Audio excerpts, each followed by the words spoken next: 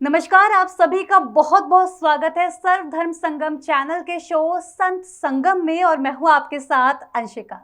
दर्शकों, मैं एक बार फिर आपके समक्ष उपस्थित हूं और आज एक बार फिर हमारे साथ मौजूद हैं एक बहुत खूबसूरत कथावाचिका। इनके बारे में मैं आपको बताना चाहूंगी कि जब ये बोलती हैं तो ऐसा लगता है कि मोती झड़ रहे हैं और हम सभी लोग उन मोतियों को बटोरने में लग जाते हैं। तो अब मैं आपका ज़्यादा समय ना लेते हुए सीधा आपका इंट्रोडक्शन कराने जा रही हूँ हमारे साथ मौजूद परम पूजनीय कथावाचिका राधिका मिश्रा जी से। आपका बहुत बहुत स्वागत है दीदी। जय श्री कृष्ण। धन्यवाद दीदी, आपसे जब हम कथा सुनते हैं हम सबको बहुत अच्छा लगता है और जब एक बार कथा आप शुरू करते हैं बीच में छोड़ने का तो मन ही नहीं होता, हम सुनते चले जाते हैं। तो लेकिन जो व्यूअर्स जो हमारे हैं कथा तो सुनते हैं, भागवत कथा सभी सुनते हैं, हम बहुत अच्छा लगता है, लेकिन कहीं ना कहीं सबको सबके मन में एक सवाल रहता है, भले ही वो स्ट्राइक करें या ना करें, कि भागवत कथा का महत्व आखिर क्या है, ये इतना क्यों ज़रूरी है हम सभी के लिए। देखिए, भागवत जी हमारे जीवन में अति आवश्यक है। जैसे इंसान को भोजन की ज़रूरत होती है, वैसे ही भागवत की ज़रूरत होती है। भागवत है क्या? भक्ति, ज्ञान, वैराग्य और त्याग, इसी का नाम भागवत है। और आजकल जैसे पूरे विश्व में हर लोगों के मन में अशांति है, ऐसा कोई भी इंसान नहीं है जो सुखी हो। तो शांति कहाँ है? केवल भागवत में, यानी कि भगवान के नाम में। जी, तो यही भागवत है। तो दीदी आपने इतना प्यार से इतना संक्षिप्त में समझा दिया कि सिर्फ भगवान का नाम ही भागवत है और उनके सिर्फ नाम मात्र से हम अपने जीवन को कितना खूबसूरत बना सकते हैं। दीदी, आपसे अगला प्रश्न ये पूछना चाहूँगी कि जब भागवत होती है तो भागवत के बीच में इतने खूबसूरत भजन हो रहे होते हैं जिनको सुनकर हम सभी दर्शक झूमने लग जाते हैं, और जो वहाँ पर होते हैं वो तो उनका तो क्या ही कहने, वो खुद इतने मंत्रमुग्ध हो जाते हैं।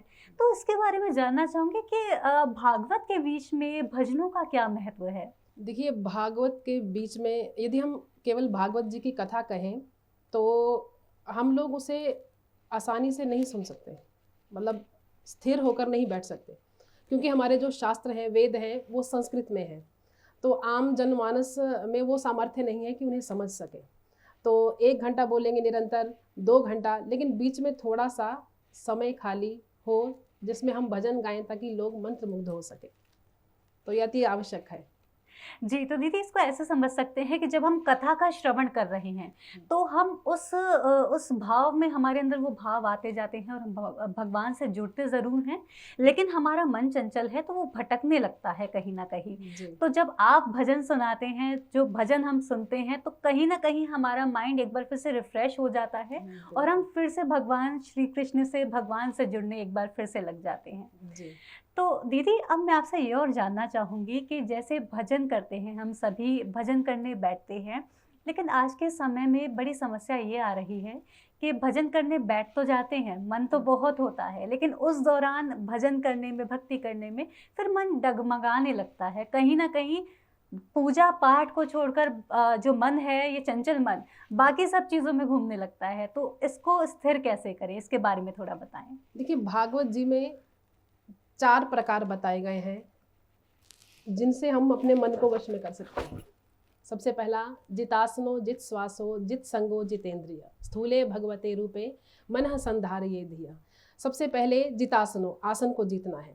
हम भजन सिमरन करने बैठते हैं तो एक स्थान पर अधिक देर तक बैठने का हमें अभ्यास नहीं है, जो कि हमारे भजन में विघ्न करता है। यदि एक स्थान पर अधिक देर तक बैठने का हम प्रयास करेंगे तो हमारा मन जो है वो हमारे वश में रहेगा। और दूसरा, जित श्वासो, श्वास को जीतना है। श्वास को कैसे जीतना है? प्रातःकाल जल्दी उठना, और आजकल का समय ऐसा है कि आजकल 8-9 बजे से पहले कोई उठता नहीं है। तो मन को यदि वश में करना है तो जित श्वासो, श्वास को जीतना है, प्रातःकाल जल्दी उठकर प्राणायाम करना है। तीसरा, जितेंद्रिय, जितेंद्रिय बनना है। तो इन 4 बातों का यदि हम ध्यान रखेंगे तो मन जो है हमारा हमारे वश में होगा। तो बेसिकली इन 4 बातों का ध्यान रखने की ज़रूरत है। जो चीज़ें बेसिकली हम अभी भूलते जा रहे हैं, अभी के मॉडर्न वर्ल्ड में हम ज़्यादा इतने इन्वॉल्व होते जा रहे हैं कि रात में देर तक सो रहे हैं, देर तक जाग रहे हैं, फिर सुबह देर तक सो रहे हैं।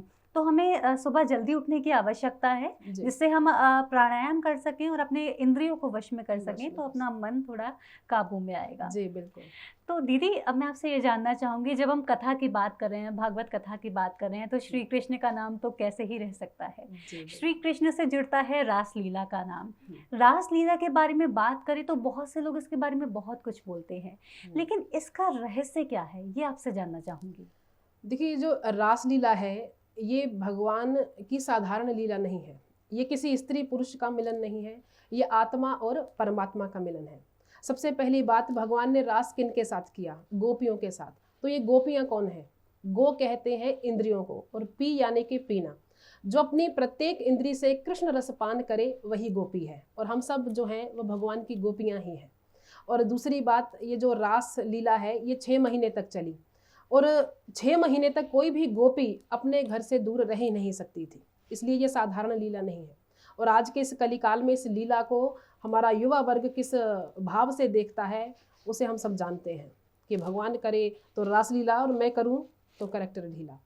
तो भगवान कृष्ण का जो चरित्र है वो योगेश्वर चरित्र है, विशुद्ध ईश्वरी योगेश्वर चरित्र है, और राम जी का वो विशुद्ध मानव चरित्र है। इसलिए राम जी ने जो अपने जीवन में किया है उसे हमें करना चाहिए, और कृष्ण जी ने जो कहा है उसे करना चाहिए। अब यदि कृष्ण जी ने जो किया है उसे हम यदि करने लग जाएं तो वो हमारी समझ से परे है। भगवान की हर एक लीला रहस्यमयी है। और हम सभी सोचते हैं कि भगवान तो मनुष्य के रूप में आए थे, तो जब वो कर सकते हैं तो हम क्यों नहीं, लेकिन जी। हम ये नहीं समझते कि वो स्वयं ईश्वर हैं। बिल्कुल, बिल्कुल। उनकी वो लीला सिर्फ लीला नहीं थी, वो हम सभी के लिए एक सीख थी, जी, और उनसे हमें बहुत कुछ सीखने को मिला है। भगवत गीता जिसका स्वयं प्रमाण है, जिनसे आज तक हमारे जीवन में जो भी समस्या आती है, बिल्कुल। कहीं ना कहीं उसका हल हमें भगवत गीता में ज़रूर मिल जाता है। जी। तो दीदी जी, अब इसके साथ मैं आपसे जानना चाहूँगी, कृष्ण भगवान की हमने बात कर ली, तो राधा जी कैसे पीछे रह जाए, श्री राधा रानी के बारे में कुछ जी। आप बताएं ज़रूर। देखिए, राधा कृष्ण सबसे पहली बात अलग नहीं है। जी। हम श्रीमद् भागवत जी का ही नाम लें तो भागवत जी के आगे भी जो श्री लगाया गया है, ये श्री जी यानी कि राधा रानी ही है।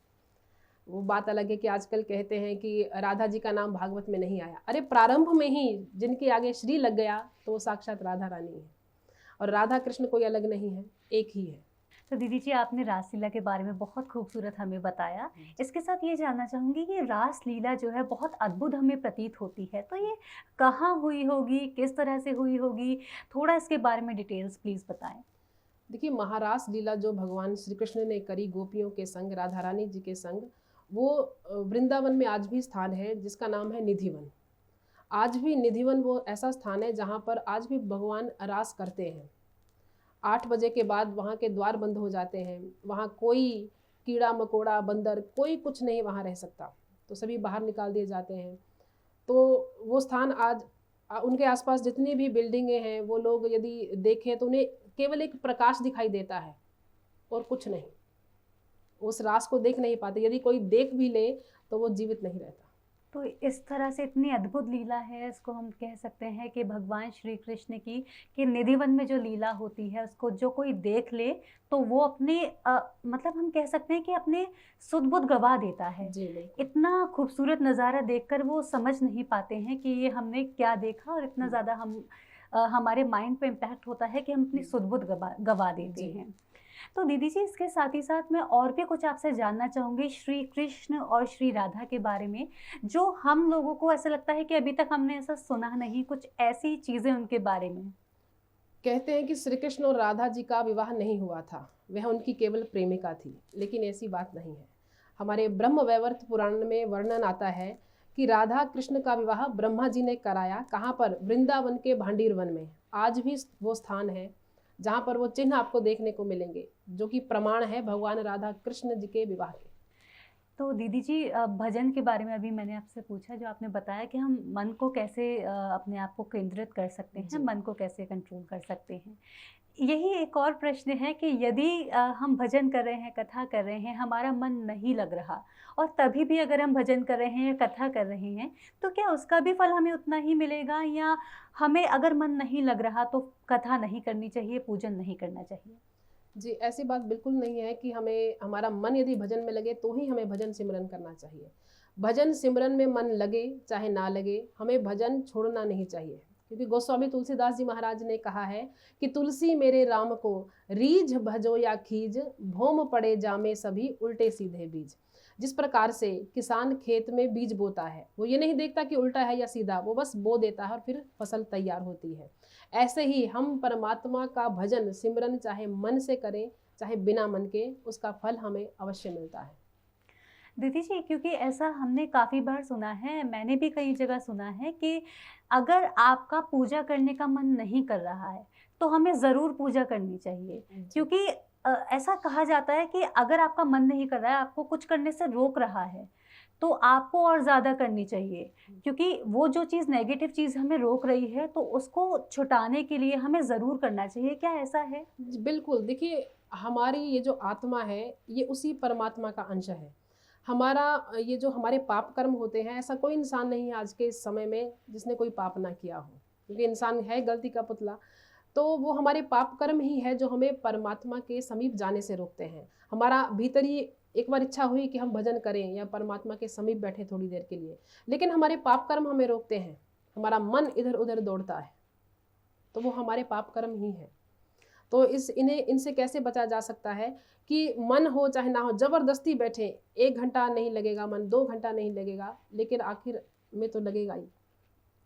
जी, तो हमें अगर कभी मन इस तरह से कर रहा है कि नहीं करनी है पूजा, कुछ चीज़ अंदर से अगर हमें रोक रही है, तो हमें और भी ज़्यादा अपने ऊपर ज़ोर दे जी कर के हमें ज़रूर बैठना चाहिए। जी बिल्कुल। तो दीदी जी, इसके साथ आपने ना एक पाप कर्म का ज़िक्र ज़रूर किया। जी थोड़ा-सा इसके बारे में बताएँगे कि पाप कर्म आखिर में होते क्या हैं? क्योंकि अगर मैं कोई काम कर रही हूँ, तो मुझे वो लग रहा है कि ठीक है, मेरी तरफ से वो पाप नहीं है। और अगर किसी और के नज़रिए से देखें, तो वो हो सकता है वो पाप हो, वो हो सकता है वो गलत हो। तो पाप आखिर में क्या है? इसके बारे में थोड़ा बताएँ। देखिए, हम अपने पूरे दिन में जाने अनजाने में कोई ना कोई पाप कर देते हैं। हमें नहीं पता हमारे पैर के नीचे चींटी आ गई, वो मर गई, वो जी। पाप है। और आजकल तो आहार व्यवहार सब कुछ बिगड़ा हुआ है। तो यही हमारे ऐसे पाप कर्म हैं जो हमारे भजन के आड़े आते हैं। दीदी जी, अब मेरा आपसे अगला प्रश्न ये है कि जब हम कथाओं की बात कर रहे हैं, तो बहुत सारे ऐसे लोग होते हैं जो कथाओं में जिनका जाने का मन नहीं होता। तो मैं आपसे ये जानना चाहूँगी कि कथाओं में क्यों जाना चाहिए? अगर कोई किसी को विश्वास नहीं है कथाओं पर या उसका मन नहीं है, तो फिर क्यों जाए? देखिए, इस संसार में हर व्यक्ति को केवल एक ही भूख है। वो भूख कौन सी है? मन की शांति।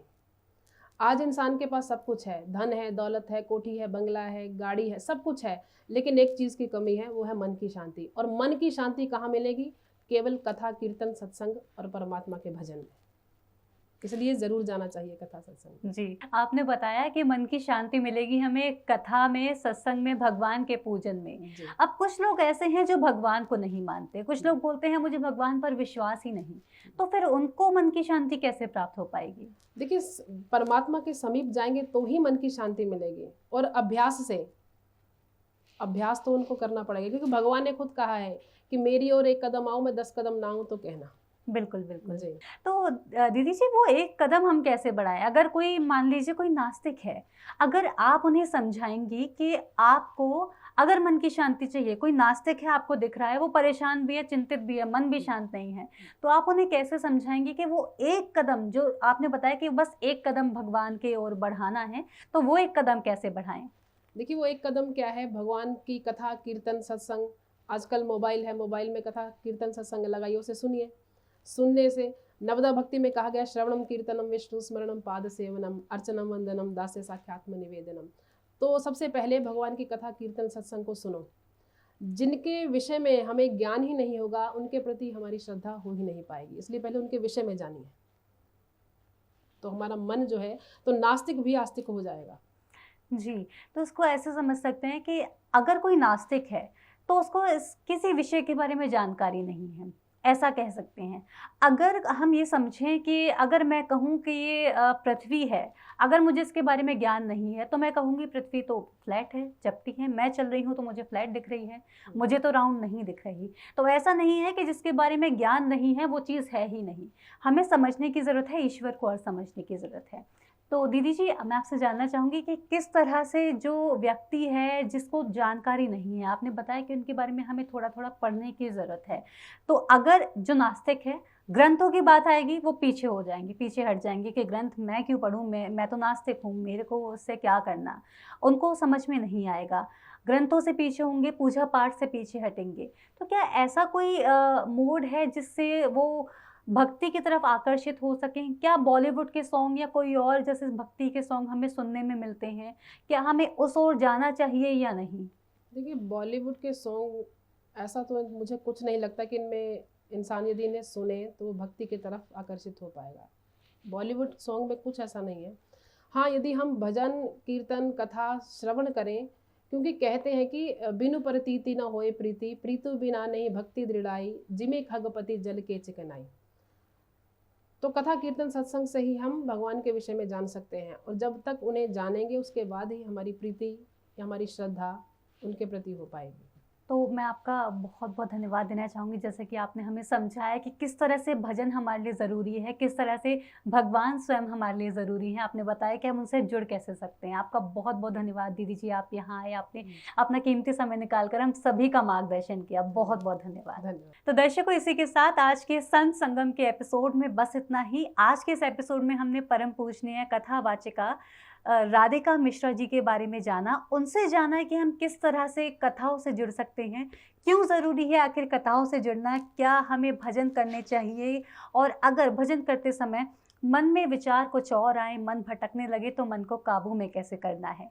आशा है कि आपको आज का ये एपिसोड पसंद आया होगा। इन सभी लर्निंग्स को आप अपने जीवन में उतारेंगे और अपने जीवन को भक्ति मार्ग के ऊपर लेकर जाएंगे, भक्ति मार्ग की ओर लेकर जाएंगे। इसी आशा के साथ लेती हूँ आपसे आज्ञा। आपसे फिर होगी मुलाकात। तब तक के लिए मुझे दीजिए आज्ञा और आप देखते रहिए सर्वधर्म संगम चैनल। नमस्कार।